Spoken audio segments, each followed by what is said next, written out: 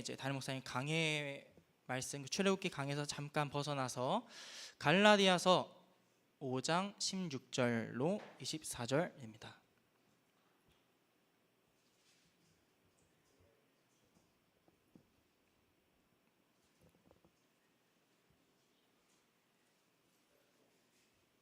네, 갈라디아서 5장 16절부터 24절입니다.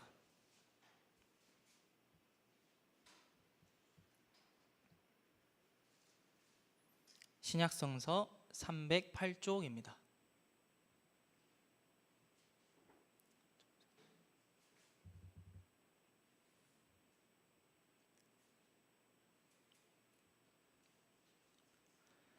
네, 그러면 함께 제가 16절 읽고 그 다음에 17절 이렇게 교독하면서 함께 읽어보겠습니다.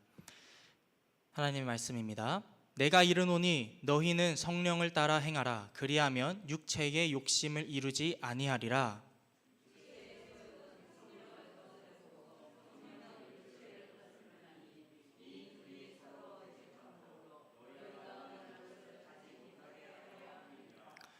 너희가 만일 성령의 인도하시는 바가 되면 율법 아래에 있지 아니하리라.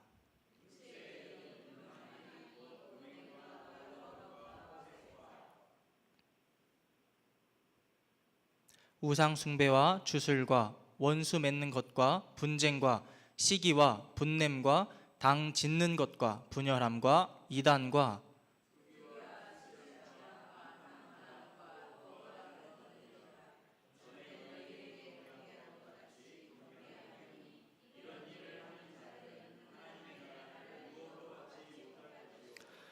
오직 성령의 열매는 사랑과 희락과 화평과 오래 참음과 자비와 양성과 충성과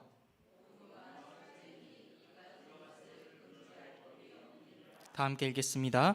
그리스도 예수의 사람들은 육체와 함께 그 정욕과 탐심을 십자가에 못 박았느니라.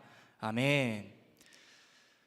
오늘 메시지의 제목은 우리는 무엇으로 거룩해지는가입니다. 사랑하는 성도 여러분, 오늘 우리가 살아가면서 아마 이것이 우리의 가장 큰 질문이자 인생의 목표가 될 것 같습니다. 우리는 거룩하신 하나님 앞에서 그 아래에서 백성 됨으로써 우리는 무엇으로 거룩하여지는가? 라는 질문을 우리는 항상 가지면서 살고 있습니다. 우리가 예수님을 믿고 구원을 받았지만 여전히 끊임없이 나를 괴롭히는 죄들이 있습니다. 여전히 죄와 싸우고 있습니다.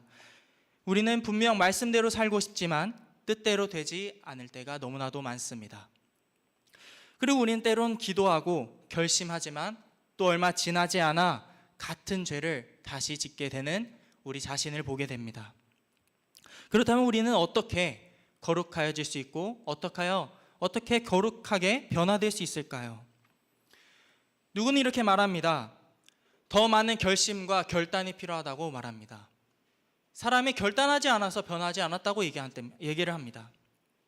또 어떤 사람은 우리를 올감할 수 있는 그런 몇 가지 규칙들을 더 많이 만들어서 우리가 그걸 지켜나가다 보면 거룩해질 수 있다고 누구는 말합니다. 또 어떤 사람들은 많은 훈련들이 필요하다고 합니다. 철저히 말씀을 읽으면서 교회에서 원하는, 교회에서 계속 행하는 그런 프로그램들, 훈련들을 성실히 한 단계 한 단계 맞춰 나가다 보면 언젠가 자기 자신이 거룩해질 거라고 믿는 분들도 많습니다. 여러분, 이것이 다 틀린 것은 아니지만 오늘 본문에서 바울이 우리에게 하고자 하는 말은 다른 방향으로 말하고 있습니다. 오늘 바울은 전혀 다른 답을 내놓습니다. 뭐라고 하냐면 성령을 따라 행하라. 이 한 문장이 오늘 본문의 핵심입니다. 그리고 이 갈라디아서 전체 1장부터 6장의 전체적인 결론이라고도 할 수 있습니다. 여러분, 이 말씀 이해하려면 먼저 이 갈라디아서가 기록된 배경을 우리가 한번 살펴보기를 원합니다. 갈라디아 교회는 바울이 직접 복음을 전하여 세운 교회입니다. 그러나 바울이 떠난 이후에 교회 안으로 다양한 사람들이 들어오면서 특히 유대주의자들 또는 율법주의자들이 들어오게 됩니다. 그들은 예수님 믿는 것 그 자체를 부정하지는 않았습니다. 예수님을 믿어야 된다고 말했습니다.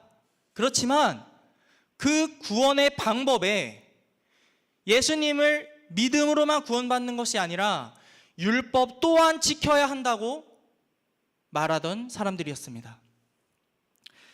그들은 예수 믿는 것은 그저 시작일 뿐이고 이제 하나님 나라의 백성이 되려면 율법에 있는 대로 그리고 그동안 유대인들에게 내려온 전통대로 할례를 해야 되고 음식법을 지켜야 되는 다양한 율법들을 들이밀었습니다. 다시 말하자면 믿음으로 시작했지만 그 믿음을 지키는 데 있어서 율법이 우리에게 아직도 필요하다라고 말한 것입니다. 하지만 바울은 이것은 단순한 의견 차이가 아니라 복음을 변질시키는 심각한 문제로 보았습니다. 그래서 갈라디아서를 통하여 사람은 율법의 행위가 아니라 오직 믿음으로 의롭다함을 받는다라고 우리에게 말씀하고 있는 겁니다. 그렇다면 우리에겐 또 하나의 질문이 생깁니다. 그럼 율법이 아니라면 우리는 무엇으로 거룩하게 될 수 있습니까? 오늘 본문은 바로 그 질문에 대한 사도 바울의 답입니다. 16절 한번 살펴보면 내가 이르노니 너희는 성령을 따라 행하라. 그리하면 육체의 욕심을 이루지 아니하리라. 여러분 여기서 행하라 라고 번역되어 있는 이 헬라어는 페리파테이테라는 헬라어 단어인데요, 이 단어의 기본 의미는 한글처럼 행하라 라기보다는 걷다의 의미입니다. 하지만 그것은 단순히 그냥 우리가 일반적으로 발로 걸어가는 그런 행위들을 말하는 것이 아니라 삶의 방식, 삶의 방향, 그 방향을 그 사람과 보조를 맞춰서 걷는다라는 방식의 걷다 있는 것입니다. 그래서 이 단어는 우리에게 계속해서 얘기하고 있습니다. 무엇을 따라 걸어야 하는가? 그냥 단순히 방향과 목적을 따라서 단순히 그냥 걸어가는 것이 아니라 지금도 걸어가야 하고 앞으로도 걸어가야 하는 그런 우리의 삶의 방식을 얘기하고 있는 것입니다. 그래서 18절에는 다음과 같은 내용을 이렇게 표현합니다. 너희가 만일 성령의 인도하시는 바가 되면 율법 아래 있지 아니하리라. 16절에 행하라와 성령 18절에 인도하심을 받는다, 이 표현은 서로 연결되는 표현들입니다. 성령을 따라서 행한다는 것은 내 마음대로 걸어가다가 필요할 때, 내가 원할 때, 내가 뭔가 부족하거나 어려울 때 그 성령을 찾는 것이 아닌, 성령의 도움을 받는 것이 아닌 성령님께서 먼저 앞서 나가시며 그리고 그분의 인도하심을 따라 그 성령님의 발걸음을 따라 그 옆에 나란히 걸어가는 것을 말합니다. 마치 이스라엘 백성들이 출애굽을 했을 때 하나님이 어디까지 가면 거기까지 갔고 하나님이 이동하셨을 때 그제서야 다시 이동했던 것처럼 그 발걸음의 보조에 맞추는 것을 의미합니다. 여러분, 왜 이렇게 바울은 이렇게 성령을 강조할까요? 당시 갈라디아 교회는 로마 제국 아래에서 아주 많은 다양한 문화권 안에 뒤섞인 도시였습니다. 헬라 문화가 깊게 자리 잡혀 있고 우상 숭배와 황제 숭배는 아주 일상이었죠. 신전에서는 우상을 섬기는 의식과 함께 성적인 타락이 이루어지기도 하였습니다. 점술과 주술과 마술을 통하여서 미래를 알고자 하며, 그리고 술 취함과 향락 역시 도시 문화의 일부였습니다. 그것이 당연하게 여기던 시대였던 것이죠. 그런데 이 문제는 교회 밖에만 있던 것이 아니었습니다. 오히려 바울은 이로 인해서 영향을 받은 교회 안을 염려합니다. 율법 문제를 두고 서로 다투고 시기하고 편가르고 그러면서 공동체가 무너지기 시작함을, 그래서 바로 앞절인 15절에서 만일 서로 물고 먹으면 피차 멸망할까 조심하라 라고 경고를 합니다. 겉으로는 하나님을 말하지만 실제 삶에서는 나의 육신을 따라, 나의 육체의 욕망을 따라 살아가고 있던 것입니다. 그래서 바울은 해결책으로 더 많은 규칙, 더 많은 율법들을 제시하지 않습니다. 더 노력해라, 열심히 해라, 더 많은 규칙을 만들어라, 이렇게 우리에게 말하고 있지 않습니다. 오직 단 하나, 너희는 성령을 따라 행하라. 17절 한번 보겠습니다. 육체의 욕심은 성령을 거스르고 성령은 육체를 거스르나니. 여기서 육체라는 단어를 우리가 때론 오해를 합니다. 바울이 말하는 육체는 우리의 몸 자체가 아니라 우리의 몸이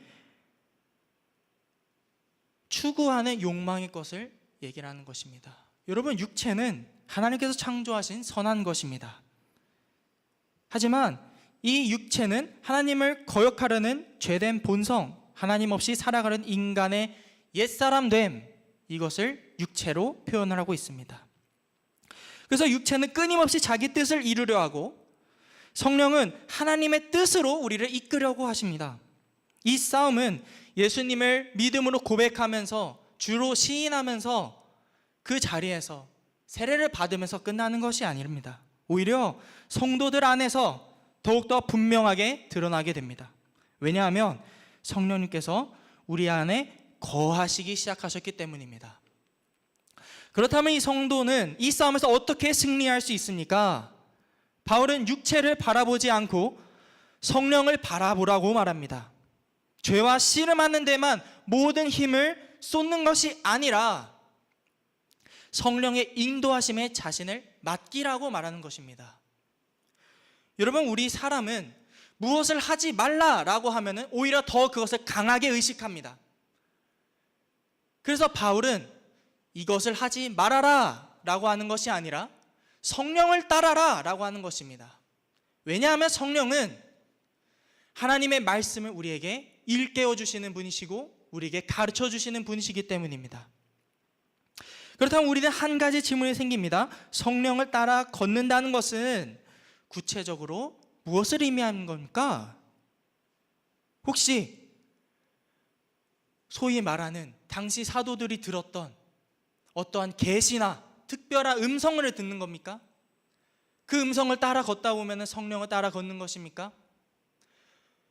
여러분, 오늘날에도 많은 교회들 가운데서 많은 성도님들이 이거에 대해서 뭔가 성령의 음성, 특별한 힘, 기적과 이사, 많은 것들을 바랍니다.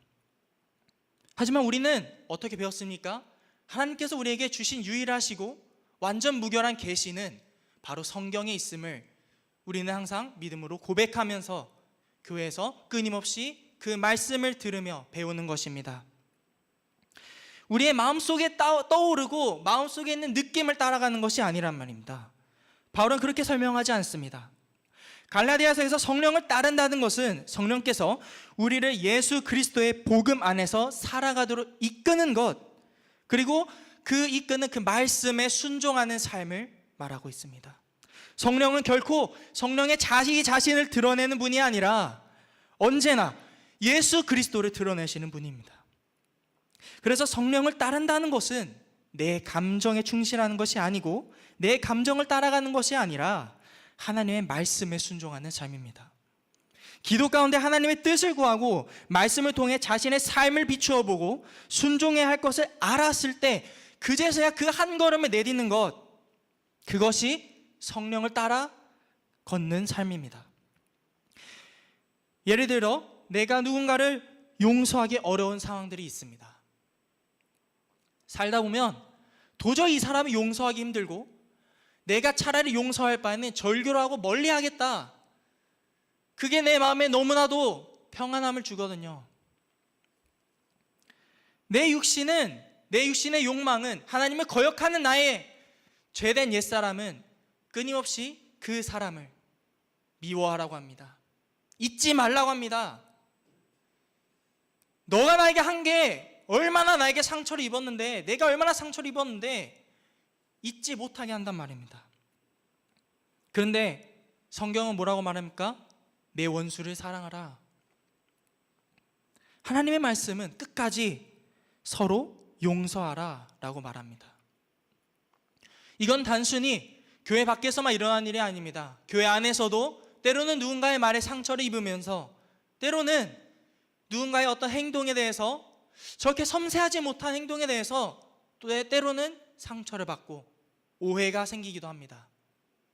하지만 우리는 그리스도 예수 안에 있는 하나의 공동체로서, 하나의 지체로서 서로 용서해야 함을, 그것이 성령을 따라 걷는 삶임을 바울은 우리에게 말하고 있는 것입니다.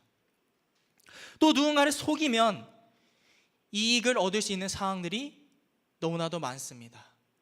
때로는 세상에서 이것이 곧 진리요 정답이라고도 말하죠. 나 자신이 살아야 누군가에도 베풀 수 있는 것이라고요. 그러나 성령께서는 말씀을 통해서 정직함을 요구합니다. 아무리 그때 크나큰 손해여도 진실을 선택하는 것이 성령을 따라 걷는 삶이라는 것입니다. 가정에서도 마찬가지입니다. 화를 내고 싶은 순간들이 있습니다. 내 육체는 오히려 이것이 정당하다고, 내가 정당한 분노를 내고 있다고, 내 분노를 쏟아내라고 나를 향해 속삭이고 우리를 쏟아내라고 말합니다. 그러나 성령께서는 오래 참음과 온유를 열매를 맺게 하십니다. 그때 한마디를 참고 상대를 세워주고 존중해주는 것, 그것이 성령을 따라 사는 삶인 것입니다. 그래서 이 성령을 따라 사는 이 삶은, 이런 사람들은 특별한 사람들이 아닙니다. 아주 특별한 사람들만 경험하는 신비한 경험들이 아닌 것입니다. 우리의 매일매일의 삶 가운데서 예수님을 닮아가는 삶인 것입니다. 이제 바울은 이어지는 말씀에서 두 길이 어떠한 결과를 가져오는지를 분명하게 보여줍니다. 육체를 따르면 어떤 열매가 맺히고 성령을 따르면 어떤 삶으로 열매가 맺히는지 구체적으로 바울 사도는 우리에게 말해주고 있습니다. 16절에서 성령을 따라 행하라 라는 명령을 주었습니다. 그리고 17절과 18절에서 왜 성령을 따라야 하는지를 설명하였고, 이제 19절부터는 성령을 따르지 않았을 때 나타나는 삶과 그리고 성령을 따를 때 나타나는 삶을 선명하게 대조합니다. 19절 보겠습니다. 육체의 일은 분명하니, 이렇게 시작합니다. 바울은 육체의 일들이라고 얘기합니다. 여기서 일이라는 표현은 사람이 만들어내는 행위를 뜻합니다. 육체를 따라가는 삶은 결국 죄를 생산해냅니다. 그리고 그 결과는 감출 수 없을 만큼 분명하게 드러나는 것이죠. 그래서 바울은 죄의 목록을 크게 세 가지로 나눕니다. 첫 번째, 하나님께서 주신 몸을 왜곡하는 것입니다. 이것은 바로 음행과 더러운 것과 호색, 이것입니다. 당시 갈라디아는 로마 제국의 속주였고 헬라 문화와 로마 문화와 깊게 스며들었고 종교의 성적 타락이 아주 당연한 연결처럼 제시되는 경우도 있었습니다. 그래서 일부 신전에서는 음란한 행위가 곧 신을 기뻐하게 하는 행위였고, 그 의식들이 당연하게 그 의식 중에 일부, 제사의 일부로 여겨지기도 했습니다.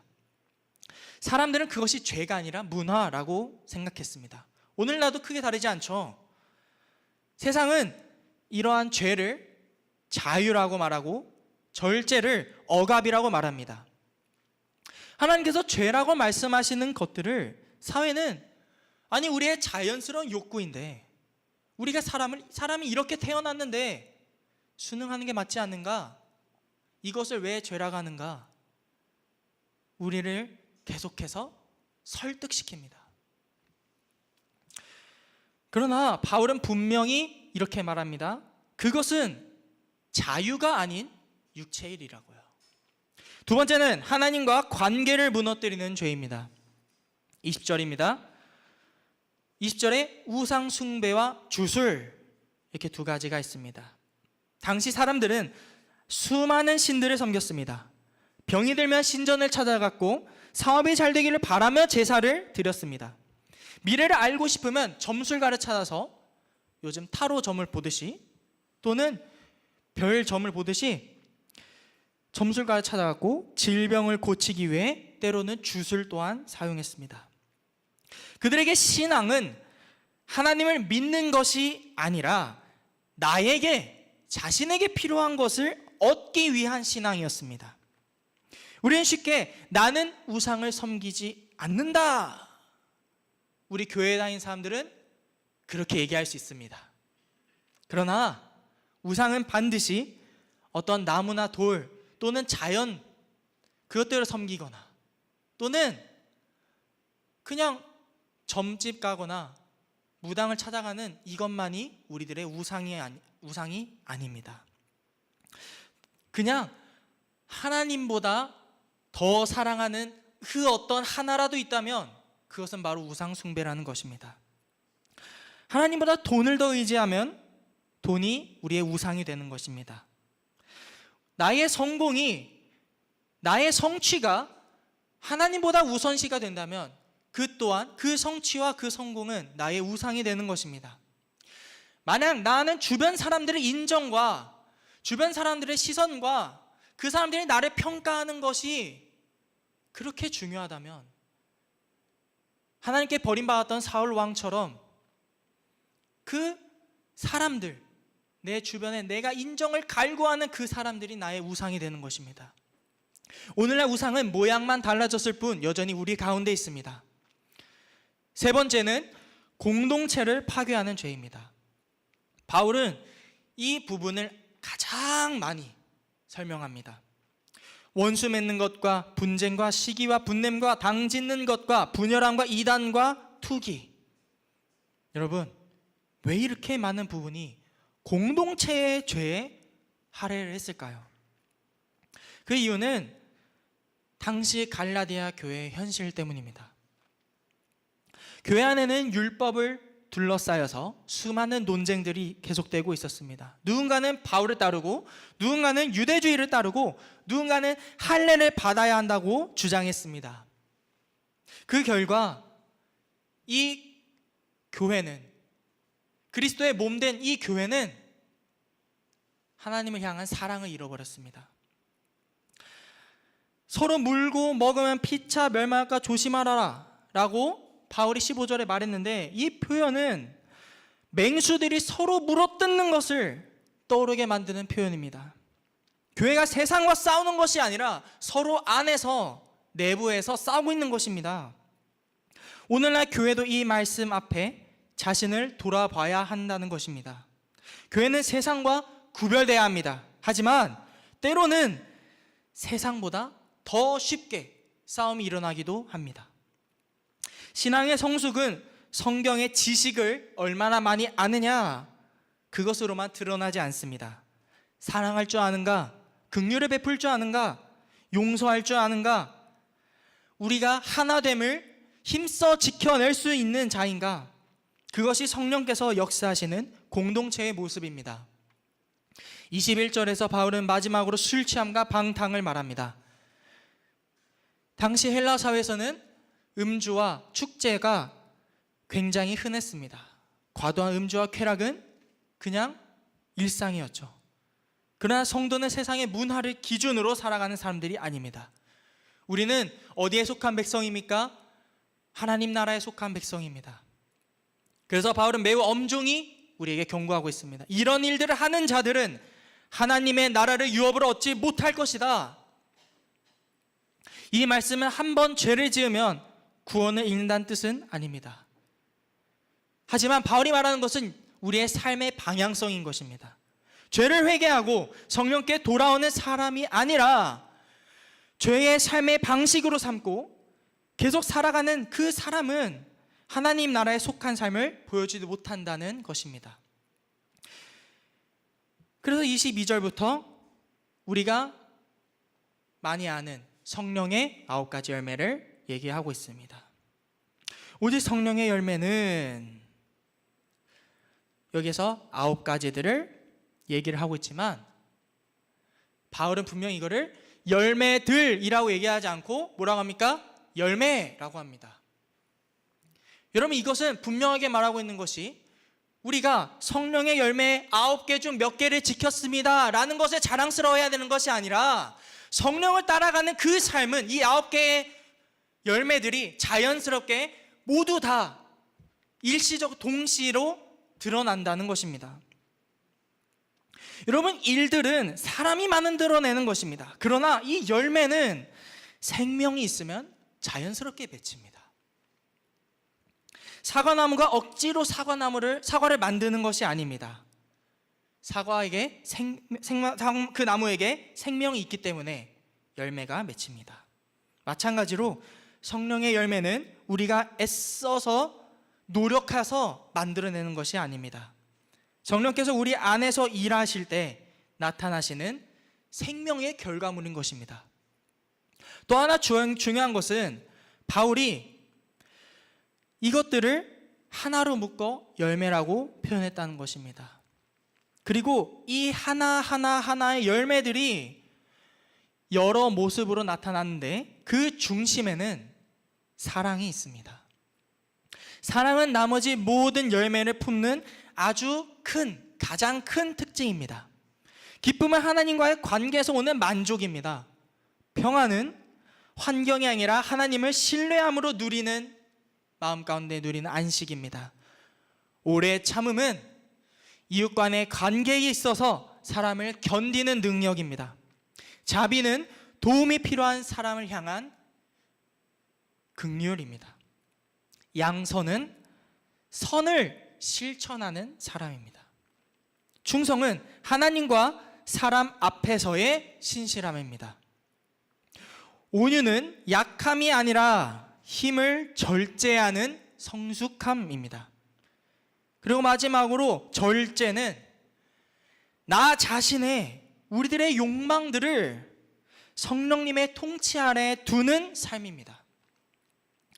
이 9가지를 가만히 살펴보면 결국 예수 그리스도의 성품과 매우 닮아 있음을 우리는 발견하게 됩니다.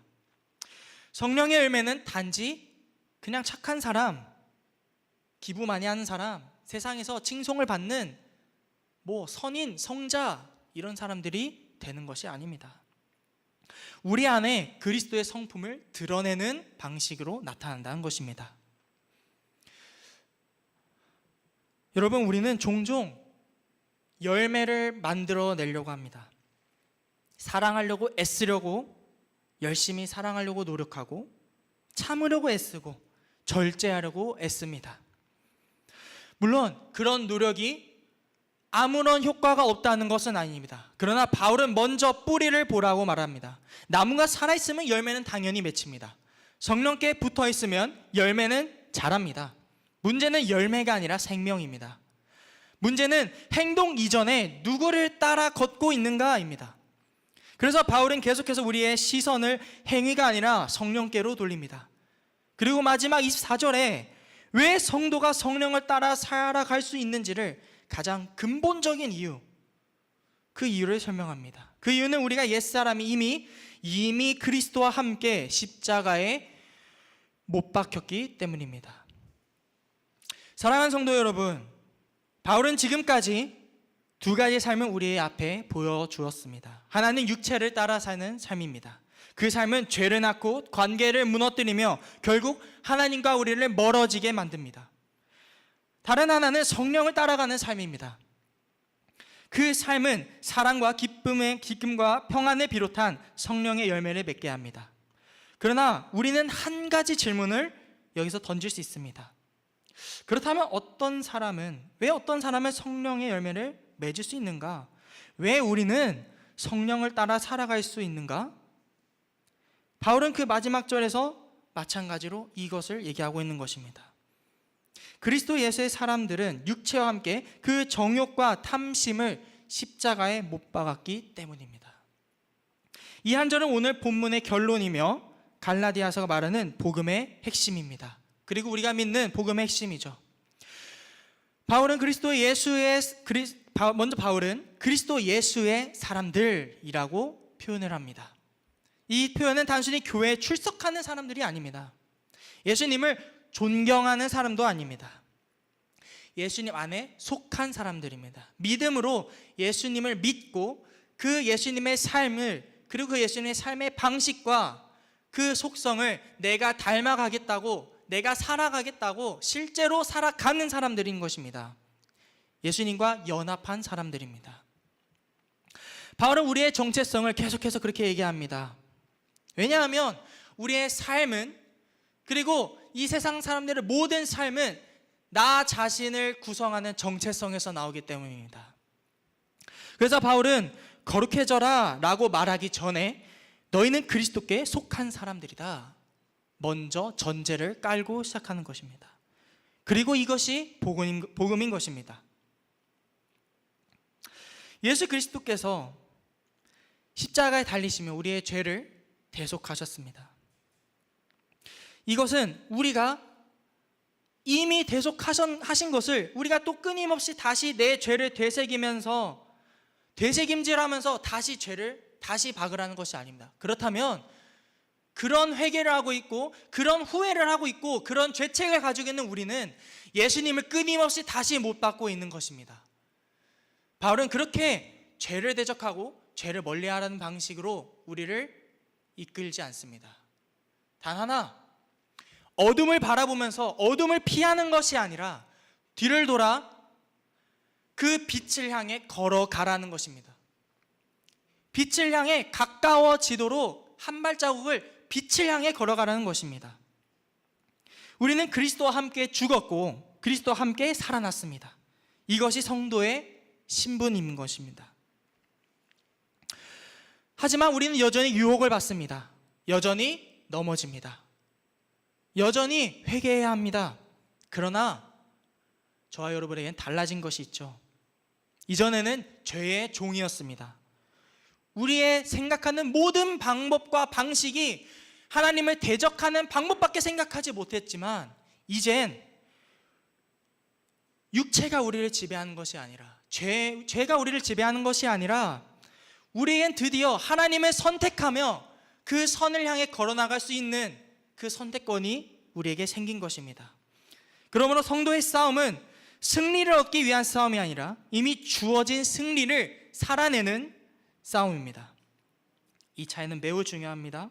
우리는 때론 열심히 기도해야 된다 하고, 열심히 봉사해야 된다 하고, 열심히 뭔가 해야 된다고 생각하지만, 그 근원은 이미 승리하신 예수 그리스도의 그 승리를 우리가 누리는 것입니다.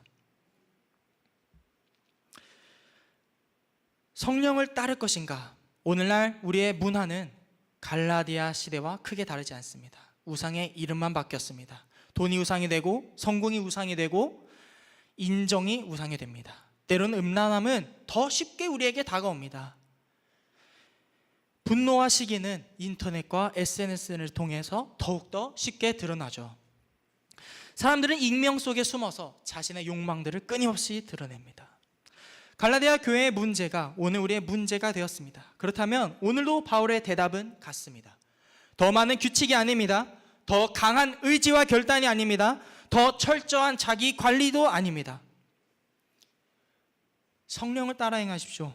더 철저한 것, 그 어떤 것도 아닙니다. 성령께서 우리의 생각을 다스리도록 맡기십시오. 성령님께 우리의 삶을 내어드리십시오.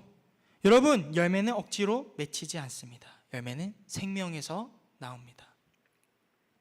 그러므로 사랑하는 성도 여러분, 오늘도 자신의 힘으로 거룩해지려고 애쓰기보다 성령의 인도하심에 자신을 맡기시길 바랍니다. 하나님 앞에서 성령의 음성에 귀 기울이시길 바랍니다. 기도 가운데서 성령님의 도우심을 구하시길 바랍니다. 우리의 매일매일 삶 속에서 성령의 발걸음에 보조를 맞추어 걸어가는 우리 영천교회 성도가 되길 소망합니다. 그때에 하나님께서 우리의 삶 가운데에 아름다운 열매를 맺게 하시며 우리를 거룩해 하실 것입니다. 그리고 세상은 우리의 말보다 우리의 삶을 통해 예수 그리스도를 보게 될 것입니다. 오늘을 시작으로 다시 한번 이 한 주간을 살면서 성령님, 오늘 제 생각을 인도하여 주십시오. 제 말을 인도하여 주십시오. 제 선택을 인도하여 달라고 이렇게 기도를 하면서 말씀을 읽고 그 말씀 가운데 나에게 주시는 말씀이 있다면 미루지 않고 그 한 걸음의 순종을 걸어 나가는 우리 영천교회 성도가 되길 간절히 소망합니다.